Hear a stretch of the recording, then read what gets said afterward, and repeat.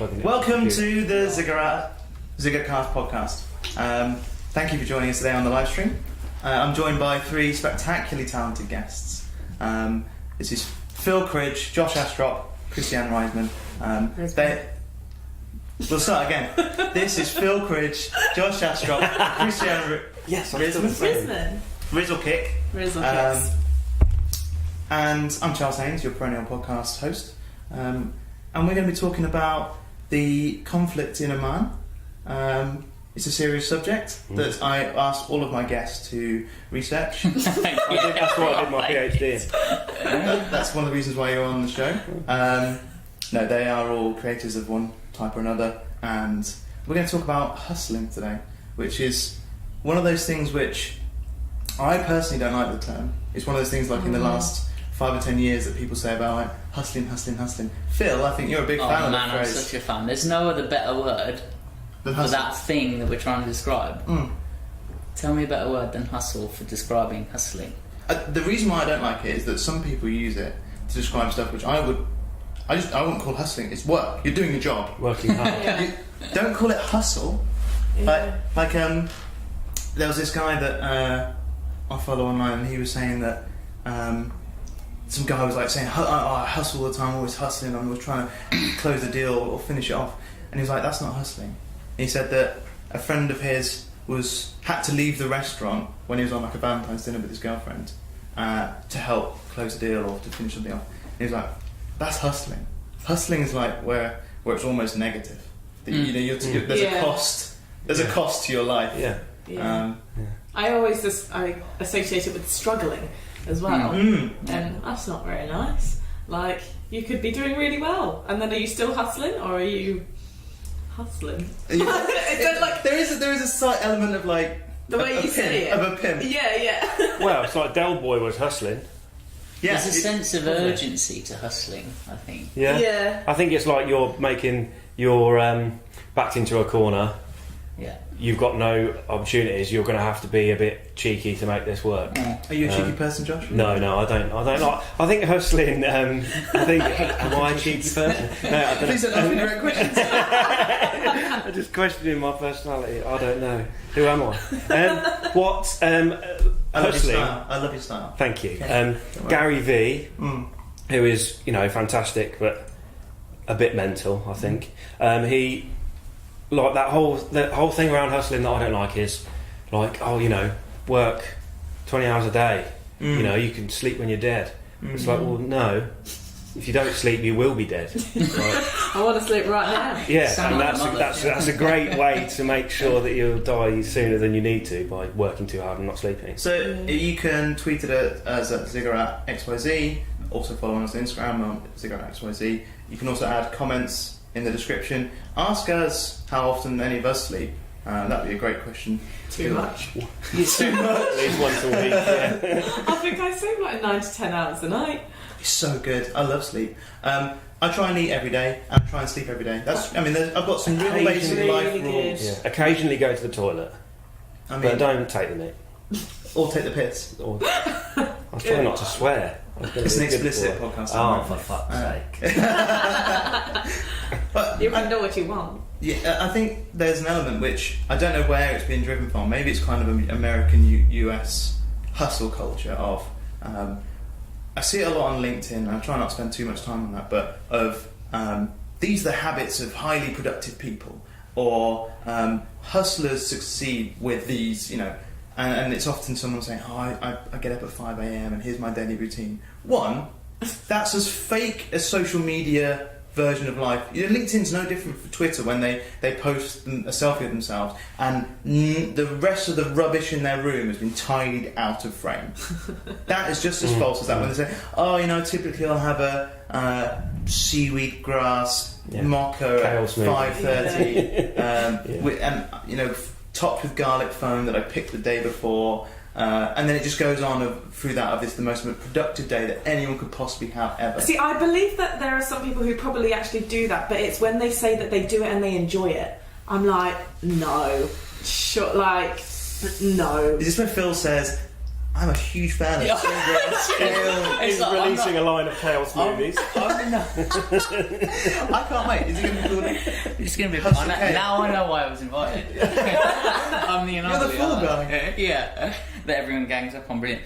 But no, I'm not a fan of getting up at 5 in the morning. But I believe some people are, and some people enjoy that, because if you can get into that rhythm, because I've accidentally woken up at 4:30 and just got up.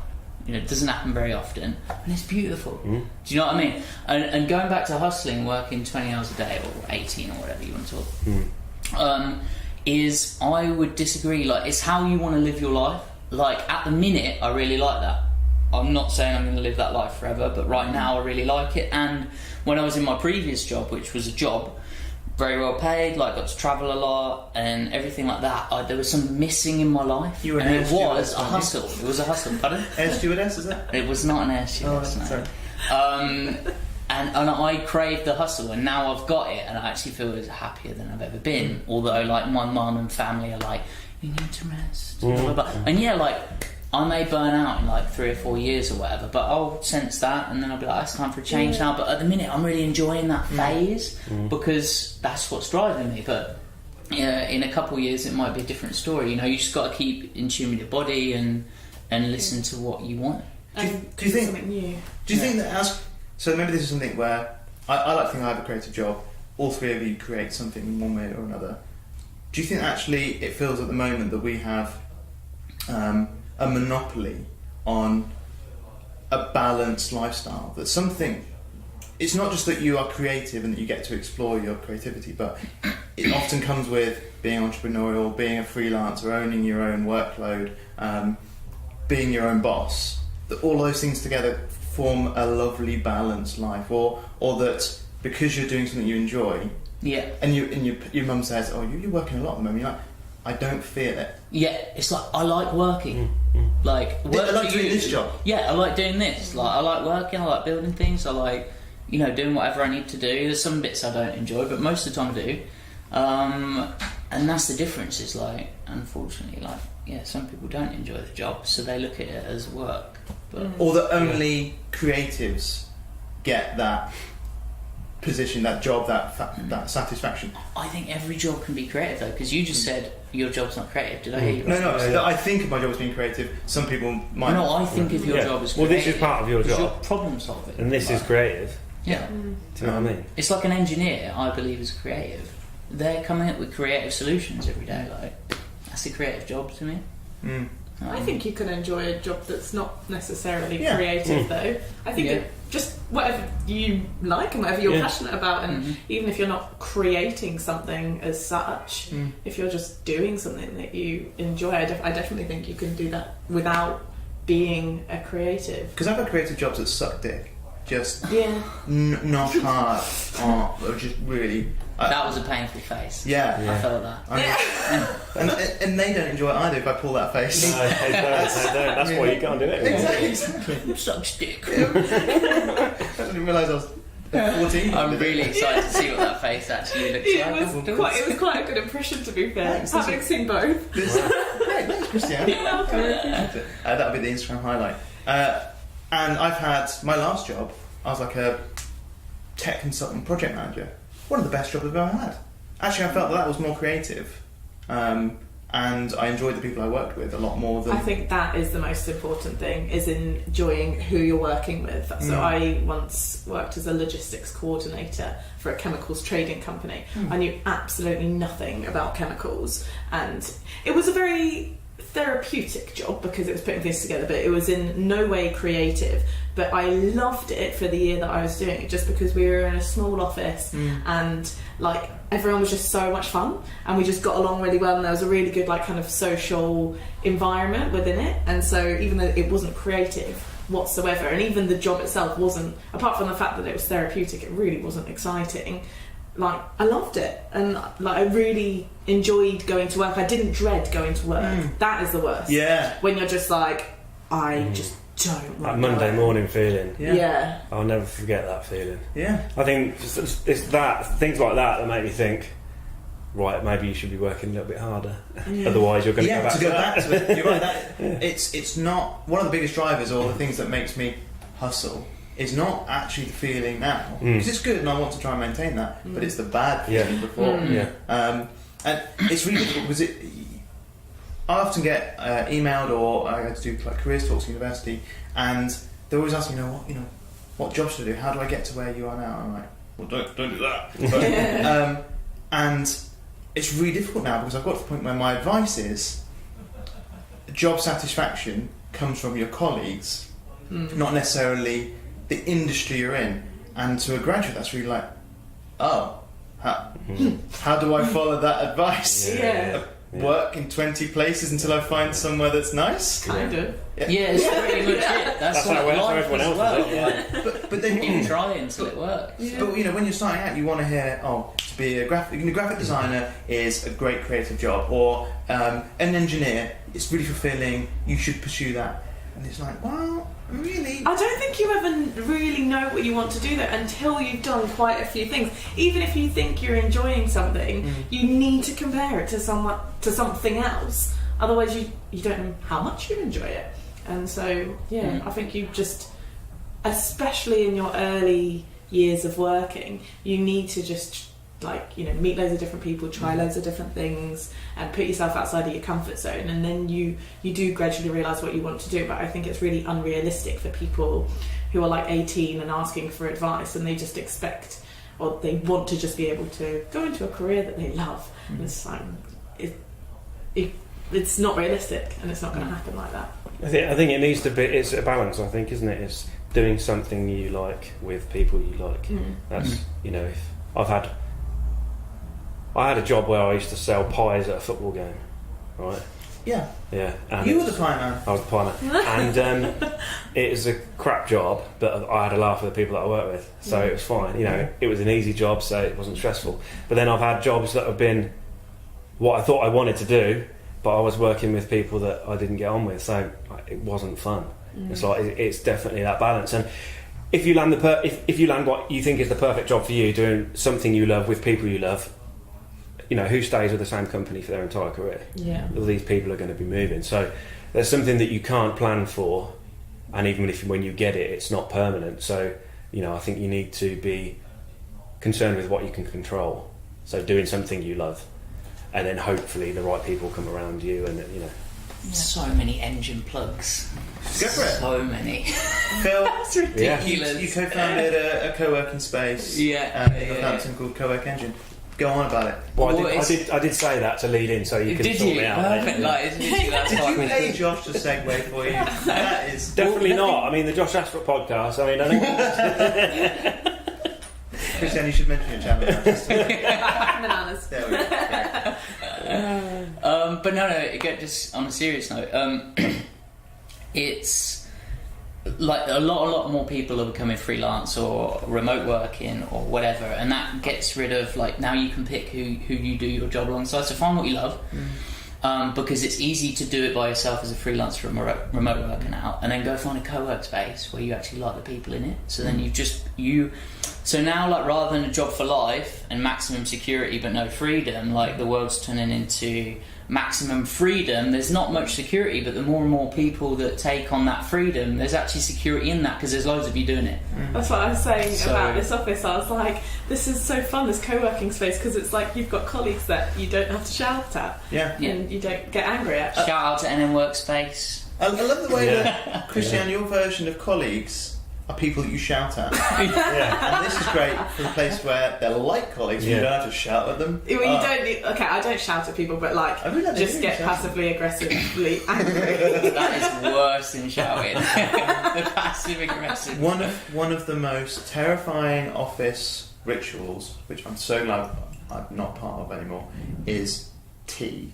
Making cups of tea. Oh yeah. So I quite like making cups of tea in those environments, because it meant that I wasn't doing the work. So escape to the kitchen, make everyone a cup of tea. I didn't think of it that way. For someone who doesn't drink tea, and who then doesn't engage in that, and then goes and makes himself a cup of coffee or something, which also, Yellow Bourbon, shout out to the local company, I don't drink instant, and then people then ask me, do you want a cup of tea or coffee? And I'm like, no. Because I have to come in to explain to you what I want, made, which then you feel like I'm patronising you or being really difficult. Yeah, that guy. That guy. I am that guy. So I remove myself out of it. Yeah. But then when excluded.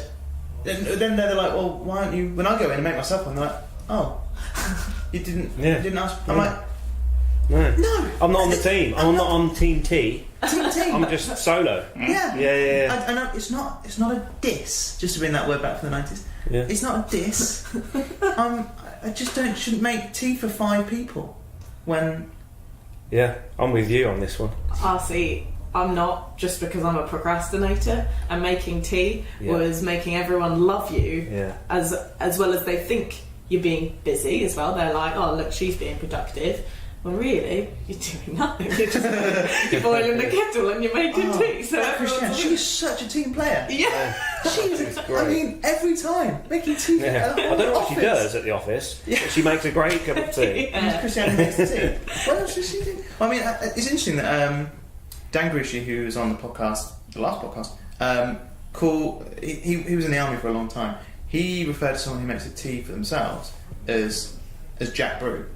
And I was like, what? He said, oh, you made a Jack Brew. And I'm like, what? He's like, you made a tea for just yourself.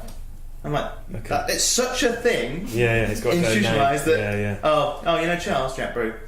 No, can't be trusted. That's the kind of thing where, like, I can imagine in Afghanistan you've got incoming fire, someone's wounded, and you're sitting there with a cup of tea. this is after that fact. I've been Jack Brew for the entire campaign, and then I take a hit or something, and we can only pull one of them out. There's me left there. Yeah. That's the kind of situation that's what I got the impression of. Yeah. Jack Brew, left behind. Don't join the army. Wow. Join the army, not if you don't want to make tea for other people. Yeah. Make could cost you your life, mate. Good. Yeah. Make tea for other people. Good. But then when you're hustling, when you're a creative, you don't have to because you're working for yourself, right? Yeah. Although there's part of that. There's another part of that kind of freelance, self-employed economy, which is seeing a lot of backlash in the press at the moment. But also, there's the danger of our pensions are bad enough as they are kind of the likely age we're going to have to work through to is horrendous as it is. But lots of freelancers, either they don't plan for it or they just can't afford it on top of what they're doing to contribute to a pension. Or they've set it up, or they pay themselves a minimum wage, so they're not really paying PAYE properly or something. Or they're trying to stay under that tax band, and you end up going through all of your 20s without contributing to anything, and you've just lost 10 years of pension contributions. I know it sounds really boring, but it's exactly the kind of thing which, as a freelancer, you won't know until you've messed up. But if you're hustling and you're doing a good job of hustling, you shouldn't need a pension. You can have your own little nest egg, and you invest, and you know, True, I don't know a single freelancer who would say to me, oh, I've got a mortgage and I'm sitting on a nest egg, this is very true, yeah. And I look forward to retiring. Most of the freelance friends I know, if I ask them, well, what are you going to do when you're 60 or 70, they're like, probably still working. Because you're excited about your job, because it's your own thing and you're not working for someone else. And that's exciting. So you're not thinking of, oh, when will I not have to do this anymore? Yeah. Because we're all still at the point of even when times get tough in terms of creativity and stuff, it's still exciting and you're still working towards something. So, but okay, another example that's a bit more immediate is sick pay. And recently, I was ill for 2 weeks, and I got so little done. And I was thinking, well, actually, what would happen if this was chronic, and I was off for 6 weeks plus? My business would go under. Yeah. And the people that work for me would probably be, well, they would lose their jobs as well, and my wife would be paying the mortgage. That's not something that's 60 years from now. That's an immediate effect. I would be surprised if most freelancers have insurance. Yeah. But there's a lot of stuff talking about freelancers and self-employment for Uber, Deliveroo. There's a court case going on at the moment of a couple of taxi drivers taking Uber to court because they are, from their lawyer's perspective, employees of Uber. A freelancer is someone like, you can work when I like, and well, actually Uber tells you when you can work, and if you don't work, take up a job or take a fare regularly enough, they penalise you, and if you don't keep your cab clean, or you get under 4.9 star rating, you get put on probation and stuff. That doesn't sound. No.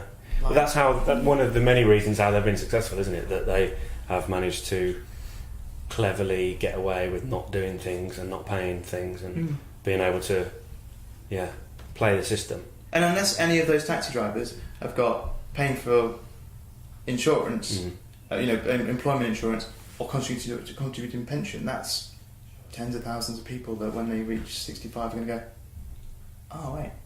Uber's executives have happily lined their pockets, but that's the downside of hustling.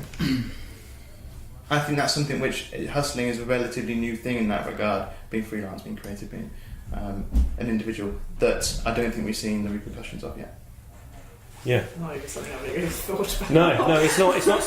No, that's exactly your point. But Christianne, you are a lot younger than the rest of us. I mean, I have a child and a mortgage. I probably should have thought of this before today, rather than just airing these issues. You're thinking of it now, like, guys, you need some money, man. I've been ill a lot recently. No, you're totally right. I mean, and so are you, Phil. That great. The idea that we're all doing creative things, and we want to make lots of money, or make enough money to be comfortable, I imagine. Yeah, that's it. So hopefully when I'm 60, 70, whatever, I haven't got a great pension, but I don't need a great pension because I've made my money. Now it's entirely possible that doesn't happen. Statistically, if it's rather than freelance, but you're a business, that's unlikely. Yeah. Statistically, was it 18 out of 10 businesses go bust? 18 out of 10? 8 out of 10. Oh, yeah, I thought you said that as well. 18 out of 10, I was like, So for every 10 businesses that started, 8 of them start again, and then go bust again. You know when you see like a curry house go under, and it's like opens up exactly the same. They've changed like one letter in the name. Yeah. Oh, I see. Under new management, are you? Yeah. So it's 8 out of 10. 8 out of 10 businesses. Yeah. Cool. That's interesting. Like I look at that a figure a lot actually, because it's real. Do you know what I mean? And the odds are stacked against you. But I just looked at the screen and got really self-conscious. You really should. You should look at the screen. We have a monitor down here where we can see how many rolls we've got, whether our shiny foreheads are really putting the rest of the contestants off. Thanks for jumping in there. I like it. Does that mean there's prizes? It's just all. There's a great episode of The Simpsons where he tests how fatty a burger is by wiping it on the wall. And you know when fat makes like paper go transparent, it makes the wall transparent and he makes a mirror. That's what I do with my forehead sometimes. Okay. I just rub it against something and I've got a window. Sorry, Phil. Good technique. It's good technique. That used to be a wall, didn't it? Yeah. But now it's a lovely glass. After the 5th episode of Ziggurat podcast, it's now a window. Woo! So what I was saying was, it's like, so those odds are stacked against you, but I keep reading these things and seeing these motivational speeches and stuff, and it basically just says like, you'll fail a lot, but you've not failed until you've quit. Do you know what I'm saying? So you'll just keep failing and failing and failing, and even if you die and you just kept failing, as long as you didn't quit, you've not really failed. And that's the kind of thing that me and my business partner are trying to get into the mentality of. It's like, okay, so we could be in this ride for like 10 years. Are you strapped in? You ready to go?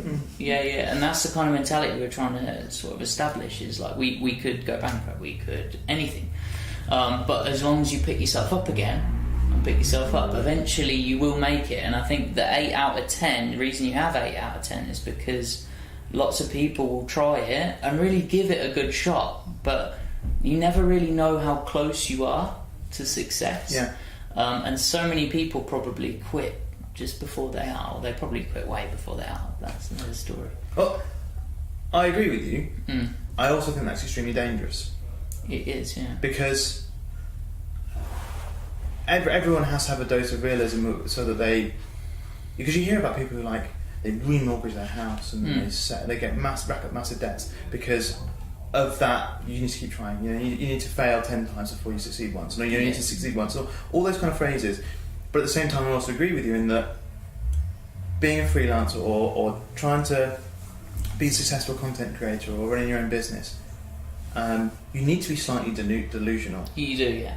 With the stats, with the numbers, with the likelihood of it failing. Otherwise, you probably not even start.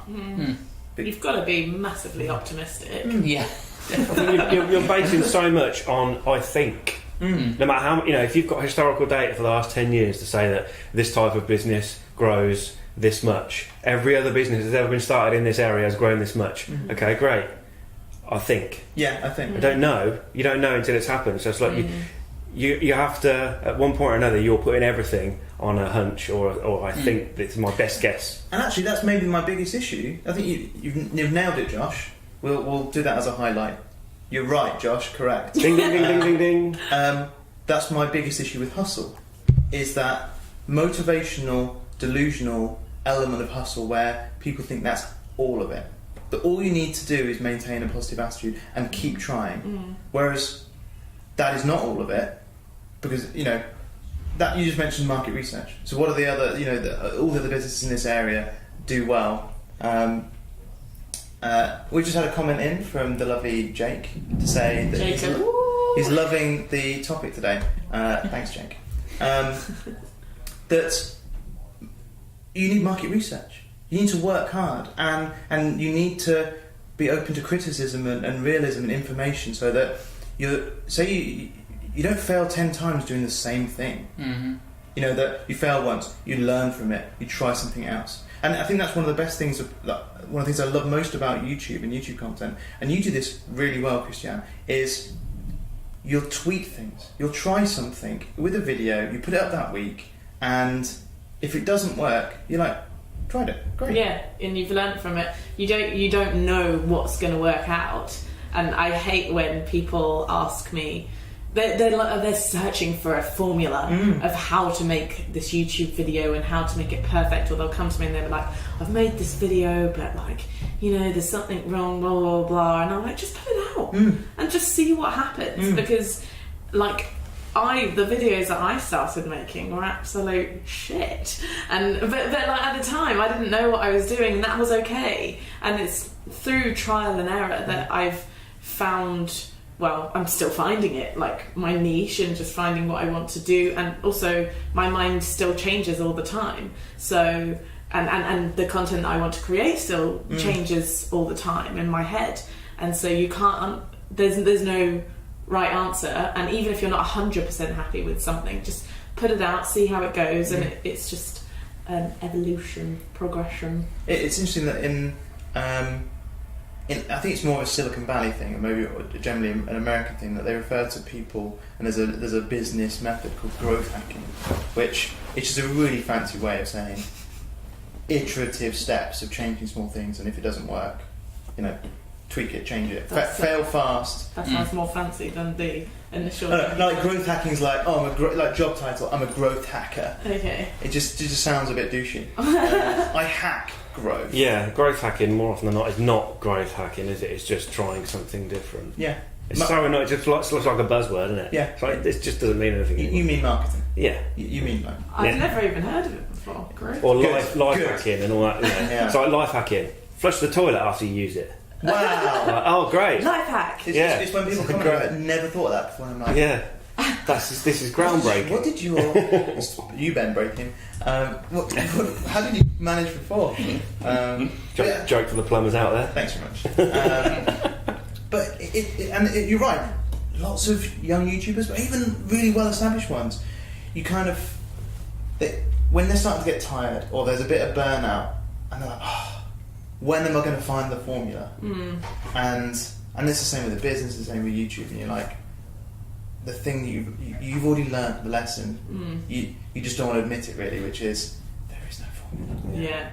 And I think no matter how successful you get, you're always looking to that next thing, so you always think you haven't got the formula. And we've been doing this recently because we're sort of going into marketing now and pretty much doing that full time, and we're like, oh man, we've doubled our membership people that are members of our space, but we're still like really dissatisfied with that, and we're still shooting for the next thing. And I think it's really, really important is to. So you have two back. people now. We have 2 people now. It's fantastic. It's important to look back to see where you've come from, because you're like, oh my god, I've actually come on in leaps and bounds. But that becomes then your norm, and I think even when you reach $1 billion, say, or whatever, you're still looking to the guys that are worth $5 billion, but you have to look back and be like, we've come so far and we've learned so much. When I started my business, I was still working full time, of course, and I was contacting lots and lots of really small YouTubers, because first of all, I didn't want to mess up. I didn't want to basically con a massive YouTuber into helping them when I actually felt like I had not limited experience, but that I'd be learning on the job and just trying to stay one step ahead of them and help them. But also that it was trying to work out what the service was and what the offering was, and I thought I need 10 or so really small clients to do that, and if I help them, great. At the same time, it's no love lost. I've not ruined anyone's life. And I think after about 3 months, the collective total monthly views was, maybe 20,000. And at the moment, the collective total views for all of our clients together is about 23 million. And I was like, I recently looked at that stat and I was like, that's pretty enormous. And then I spoke to someone recently who they have this criteria for how to work with a business of my type to work with them. And they said, I was like, we recently hit 23 million views a month. And they were like, I'm really sorry, you need 400 million for us to work together. And I'm like, I just reached this point, and then you've been like, you put this ceiling back in. I'm like, just shat on your head, basically. You're never gonna be the best, but you're just working towards goals, and and I suppose it's one of the areas where normally, this is where your territory, Christianne, where our clients are much closer to the stats. They mean a lot more to them because it's that video, that thing they created, that many views, that many likes, and I'm a bit more distant from that, because it's not me doing it. I'm still, super positive for them when something goes really well, and also, really bummed out if something doesn't do well, but I'm still removed. And when someone goes, I'm really sorry, but you've done great, 23 million. I mean, it's like, you're doing really well. Well done. Special boy. And I'm like, there's always that ceiling. But how many years have those 400 million people been working at it? They've been since YouTube began, right? As in the 23 million a month? No. The people that are in the 400 million club. Oh, the thing is that the problem with that... You're like, what, 2 years old or whatever? Yeah, 1.5. 1.5. But the problem with that is that's just scale. Yeah. So a lot of those companies, the thing that frustrated me was that's some amazing... We cherry pick our clients, and a lot of the businesses that are trying to engage with them, they've just got 10,000 clients, and each one of them, and it's just aggregated. That's not a sign of quantity or quality. There's people like Christianne who they care about the quality of the content they put out. This is another thing about you, Christianne, is that as much as you want to try new things, and if it doesn't work, it doesn't work. At the same time, you still care. Yeah. You don't just throw up videos. No. And Josh, you don't just throw it. Well, no, you don't. You care about your podcast. You care about the people you have on it. And actually, I think you started caring. Your concept and your style of interview is you saying, "This is what I want to do. That's going to make the best quality content." I think that's the key to success in terms of a business or YouTube, is like you can't care about money, you can't care about views, you can't care about being famous, you can't care about anything. You have to care about your product or your content, and that's the only thing you ever have to care about. And I think that's a bit of a mind shift, actually. It's like something I experienced like last year. It was like not seeing money as like a thing to have or keep. It's just a tool that you use. But then everyone sees YouTube as successful, because we can't not watch something we like and be inspired by it and not start to go, I'd love to do that. One of the biggest problems that I have talking to clients is they try and emulate the person that's already amazing and famous and got thousands of views, and I'm like, just flip their YouTube channel and sort videos oldest to newest and see what their first upload was. Yeah. Because that's where you should be aiming. Yeah. That's where they started. Yeah, that's where they started. They didn't start what they're doing where they're at now. Oh god, I get so frustrated when people just like ask me how to get to a certain level, and they're like, but I can't produce that content. It's like, well, because you've never tried. Yeah. It's not going to be perfect. How long have you been properly uploading to your channel? 3 years? Like travel videos. Yeah. 4 years? Yeah.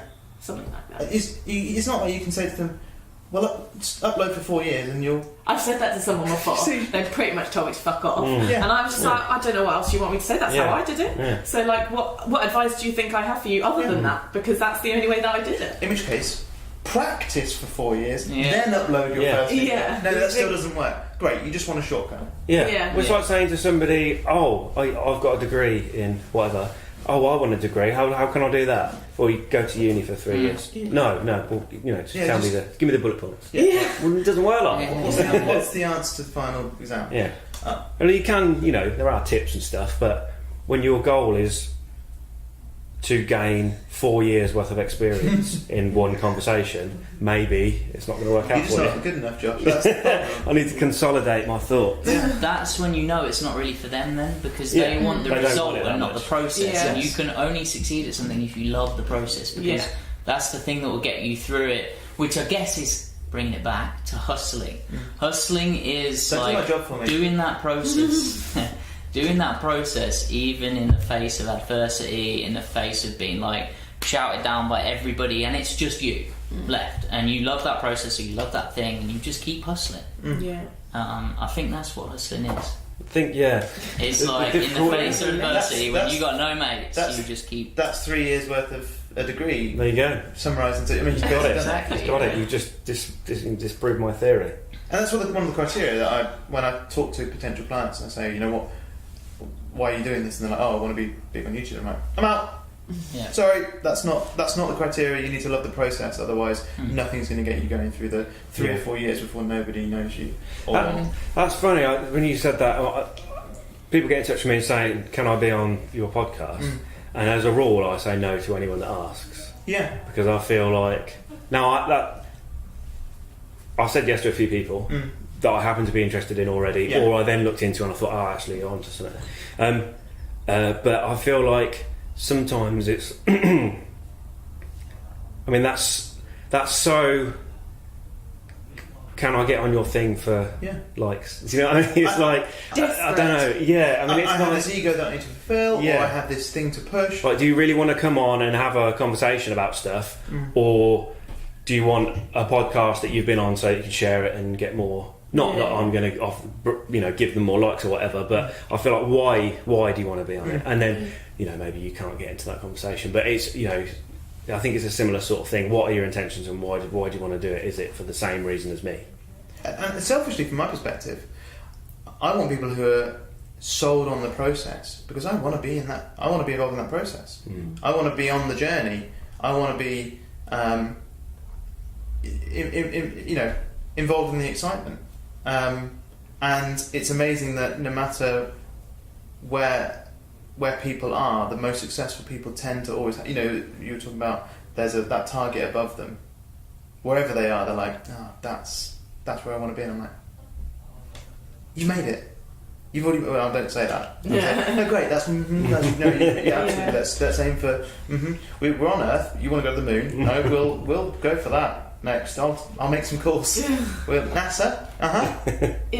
You always want to strive for more though, because whatever goal you originally set, once you do reach that, yes, that's great. But then what? Like, you're not just gonna plateau. You're always gonna want to strive for more. Do you think that's difficult? Do you think that's where a lot of people like yourself get burnout? Is that the process itself sometimes feels like reinvention? Or just striving to... Yeah, I do. Yeah, because you're just always striving for the next level. Sometimes you even forget what your original goal was.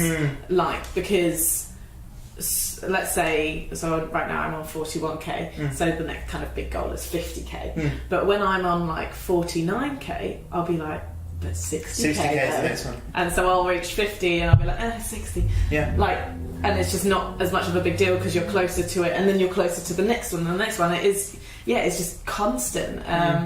But I think it's important to remember to celebrate those goals that you originally have. I mean, it's something that I'm trying to work on at the moment, like, set an actual goal so that when I do reach it, even if it's not as exciting at the time, I can be like, at this point, I was really looking forward to this, and so I need to... And I achieved something. And I achieved something. And, but a lot of people like don't do that. And then it does feel monotonous, and like it just never ever stops. Even the people who reach 1 million subscribers, like I've heard big YouTubers say, like, they've like reached 1 million subscribers, but they're looking at the people with 3 to 4 million, and they're like, I want that. Like, it's just, you can be happy with yourself, but it's like, it's unlimited.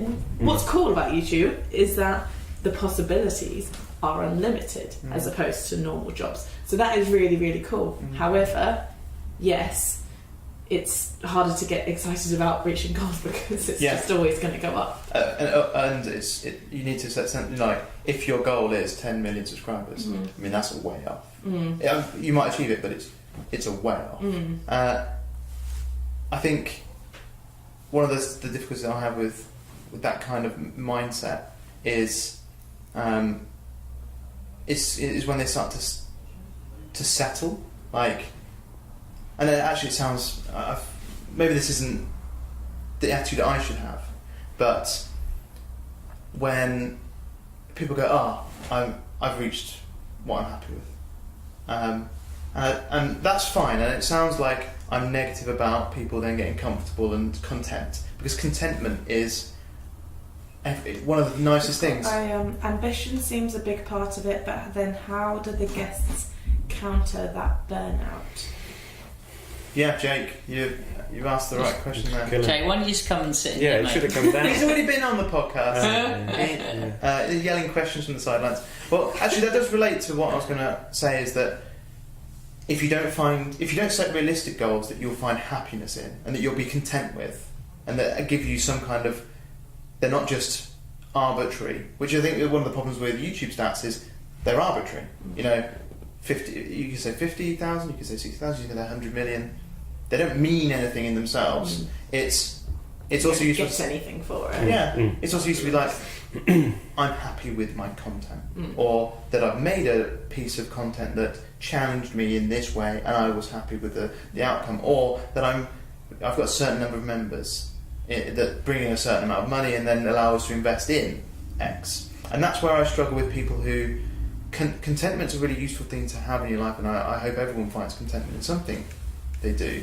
Otherwise, that feels like anxiety. But at the same time, people who rest on their laurels, I worry then about the future of, you're 30 and maybe you're falsely content. I think you go through stages in life, though, don't you? I certainly go through stages of contentment and stages where I'm like, I need to kick up the butt, and then I'm like in a stage at the minute where I'm like, can't get enough, and then in a year I'm sure I'll be at a point where I'm like, life's really good, I'm happy at this point, and then spur again, and it's sort of just, I just always think, listen to yourself, like, what do you guys think? It's just like, what are you craving? What do you need right now to make you happy? And it's always going to be changing year on year, so just... Yeah.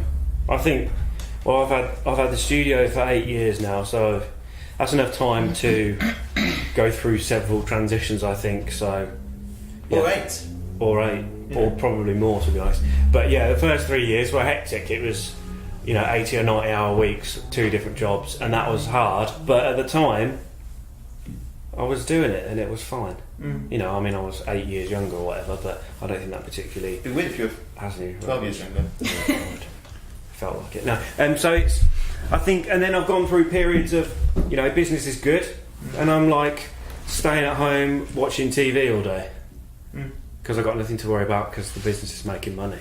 And then you soon realise it's not actually going to get anywhere if I keep doing this. Yeah.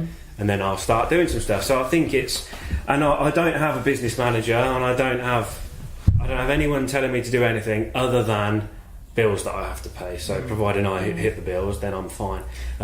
Which is great, but sometimes I'm not accountable to anybody, and I do need to be accountable sometimes. Yeah. So it's good to listen to yourself, and if you're knackered or you're making enough or doing enough, you're hitting your targets, then you can back off a bit. But I think you work it out, and you make mistakes, you'll soon find out. Yeah, I do think you need to make the mistakes to improve as well. Like you said, like you can't just keep on going, because you get to a point where you're like, oh, the bill's being paid, I'm just going to relax now, but then that's not going to get you anywhere. You need to kind of have a little bit of a kick up the arse to then improve. I know I do. I can't just, like, if I feel comfortable, then I don't try as hard. It's when I have a really bad day, or just like, I don't know, feel like it's not going anywhere, and then I get a kick up the arse. Okay, right, I need to do this. And I think, I mean, maybe it's not the case for everyone, but for me, that's important. That cycle. Yeah. And maybe that's how we naturally. Maybe we're all talking about staying out of burnout by trying to allow us, and listening to yourself, having a natural cycle. Ebb and flow, isn't it? Yeah. I think it's life. I think you get that in everything. Yeah, and that's something which actually I constantly think about when you hear about a business going under or something, and it's really easy from the outside to say that's what they were doing wrong, but often, especially there's quite a few things on the high street at the moment going under, I'm like, well, I don't think I've seen any kind of sizable change in their business for the last 10, 20 years. And change is a necessity. I mean, like, what is it, House of Fraser at the moment, M&S shutting a load of stores, loads of high street big department stores in the UK. Well, most House of Frasers that I've ever been into, the decor is the same as it was 10 years ago. That alone sounds terrible. Yeah. How do you? Why? It's dated. Why would you expect a customer to respect your offering if you don't respect them to make it nice? Yeah. And you have a responsibility to all your employees to go through the cycle and ebb and flow that the rest of us are going through of updating yourself and staying fresh and. But how do you find contentment then? We come back to the same problem of, well, what is the ultimate game? Because there is. I think what's refreshing about these sort of conversations is, like, I listen to both of you, and I'm like, yeah, that's exactly how I feel. We've basically just said like the same three times, but that's really refreshing, because it's like everyone's in the same boat. Like, I had a bit of a pants day yesterday. It was not great. Just in your pants? Yeah. All day? It was pants, yeah. Can you show us what that looked like? Yeah, we'd like a recreation. Dramatisation? Yeah. I'll be Churchill, you be Phil. But it's... Oh, man. I just love throwing you up. You had a bit of a pants day yesterday.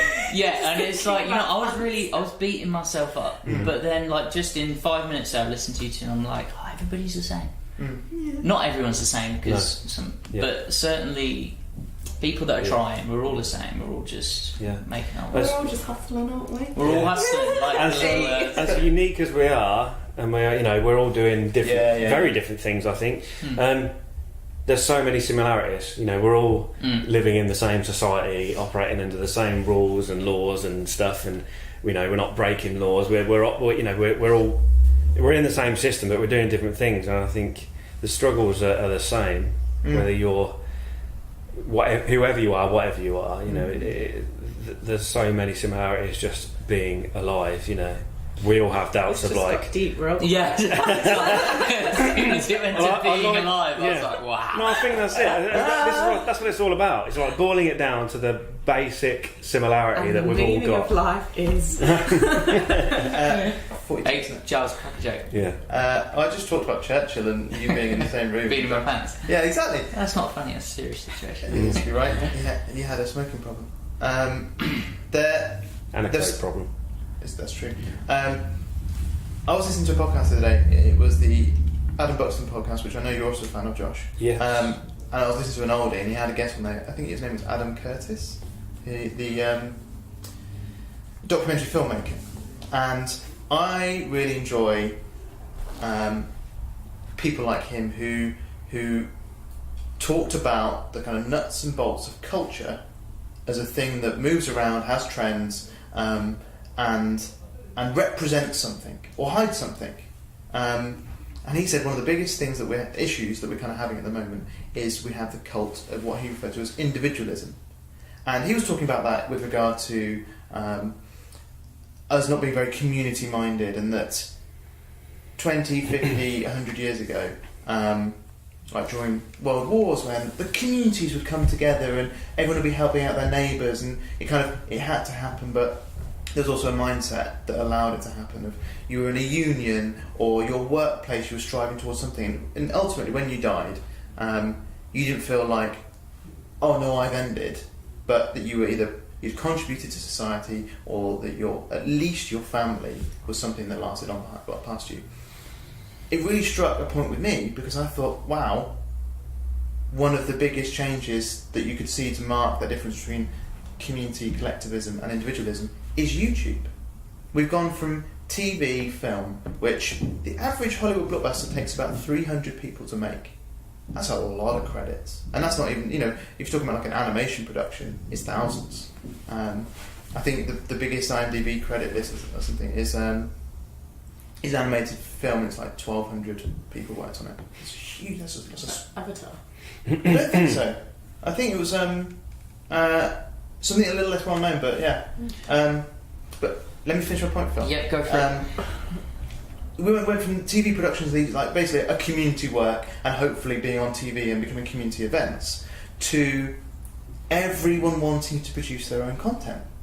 And that's what YouTube ultimately is. It's you on TV, being your version of TV, and I thought that was I've never heard someone talk about YouTube or talk about something which helped me to understand why YouTube existed, why it was successful, and that was kind of why I did YouTube. Yeah. I wanted to be a TV presenter, but I didn't know how to get on TV, so I was like, well, might as well make my own TV show and put it on YouTube. Yeah. Kind of thing. Yeah. Like, generally. Absolutely. And I think it's interesting that one of the most popular forms of content, and this may be social media in general as well, is vlogging about someone's personal life, and you having a one-to-one relationship, or at least it feels like a one-to-one relationship with them. All they're doing is it's almost like a live stream of their life, edited into the best, well, hopefully the best bits.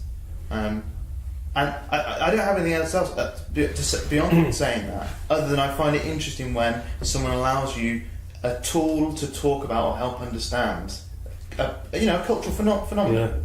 Yeah. People might say, oh, why is that YouTube famous? Well, actually, maybe it's because we're all very individual, and we think of ourselves as being the thing that we're working on. Maybe that's also relating to being more freelance, a gigging economy, that none of us want jobs for 40 years of our lives, or to feel like we're contributing to a corp or an Inc. Whereas Victorian times, if you worked for the bank, you were contributing to the bank, and we were making a stable business.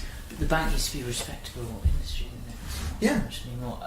I don't really know where I'm going to go with this. I don't even know if it's going to make sense. But so would you not think that sort of individualism is maybe the cause of like isolation now, and like mental health issues? And then I feel like now we're now forming communities around those individual things. Like, for example, we went to Mega Central, which is about YouTubers getting together, like with co-working spaces, like getting freelancers together. So it's like it was like the end of an era of something, whatever that was, like big corporations or whatever.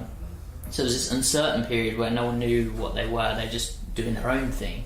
And now it's like we're trying to find communities over like the next 10 years within this new way of living and consuming content and everything. I think that's a fascinating point, and I think my worry or my concern is, and I'm trying not to be negative or positive about any of this, but that in the digital age where we struggle to have face-to-face interactions with people, which tend to be the best quality interactions, and YouTube is very dangerous, social media is very dangerous in general, of being one way.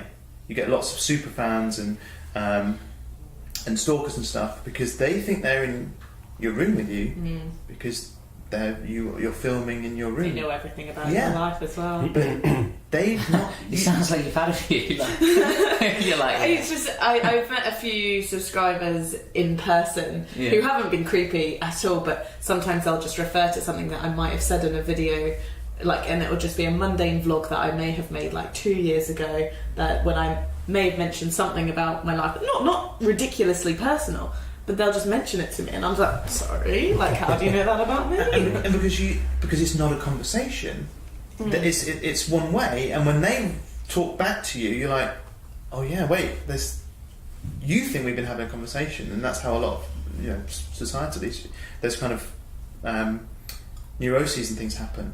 But I'm hoping that these kind of communities come together, and the makers community is a fantastic example of that being a good thing. Or maybe it's just that humans need to have communities, and that's the best they can achieve, but it's still digital.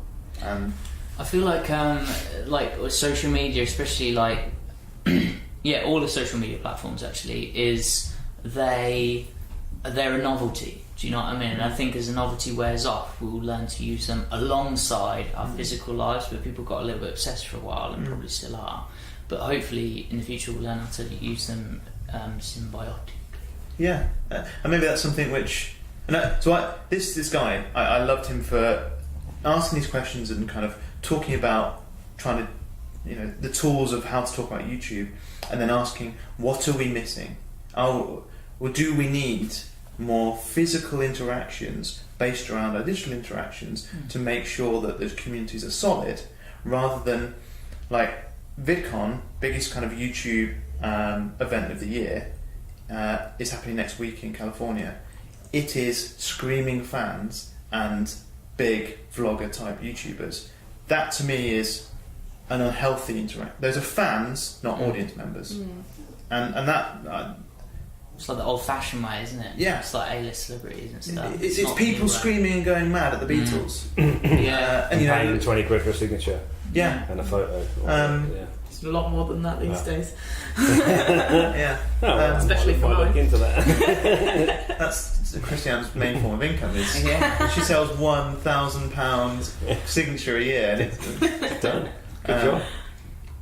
Well, I think we're coming to an end. And has anyone got any comments on digital content from the last couple of weeks that really inspired them, or that they want to mention before we wrap up? Or I didn't. You have to. Oh, you put me on the spot. You don't have to have if you. Alex Steele's my hero. Alex Steele is your hero. Yeah. So Alex Steele is a blacksmith from Norwich who produces the most beautiful blacksmithing videos and has this amazing hyper energy. And I think Phil wouldn't want to live with him, but 5 minutes a day. I think that's a classic example of puts it up there. Well, he's not offering that. You might feel like he's offering you to live with him because of his intimacy with his videos. More of reference to his energy level. But he's not. He's not asking for that. Not if you're just in your pants all day. Cool. I suppose the podcast Adam Buxton with Adam Curtis, I think really interesting, and actually a documentarian who seems quite stiff and quite formal, talking about how he cries really regularly and how he tries to add emotion into his documentaries. And I love the fact that his voice made me judge him and think and pigeonhole him in one way, and then the more he talked, the more I thought, I have no idea who you are. That's great. He did hypernormalisation, did he? Yeah. Okay, yeah. Oh yeah, everyone knows. Yeah, hypernormalisation. You've seen that, Christianne, haven't you? Yeah, I watch it every day. It's long.